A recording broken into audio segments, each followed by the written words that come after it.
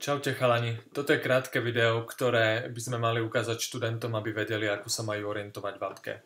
Treba im povedať, že toto je nejaký demo shop, kde si kupujem nejakú vec. Čiže kúpia jednoduchú vec,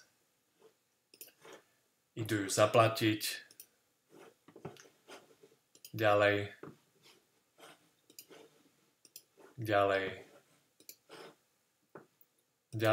vec je kúpená. Teraz im treba vysvetliť, že môžu podať claim rovno z tej danej kúpenej položky. Čiže položka je kúpená, reportujú problém. Majú tú stránku, idú ďalej a začneme s tým, že to bolo pokazané alebo nefunkčné.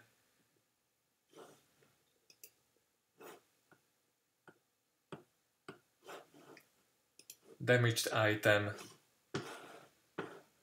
Je tu na klasický proste pokazaný notebook, ktorý môžu pripojiť, desktop, broken MacBook a tak ďalej. Attach document. Proste jednoducho idú ďalej. A čo chcú? Chcú replacement.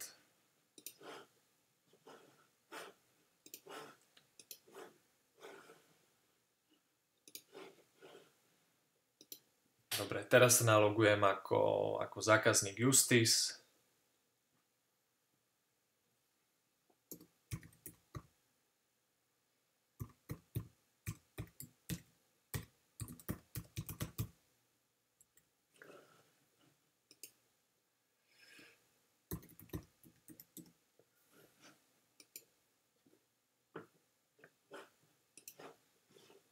Dobre, submitnem môj claim.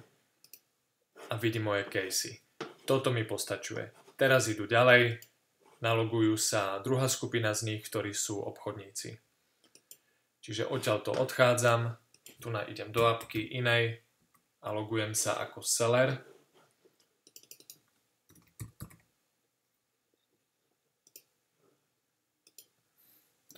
A odpovedám, že súhlasím s týmto claimom, tým pádom je to prvý scenár je hotový.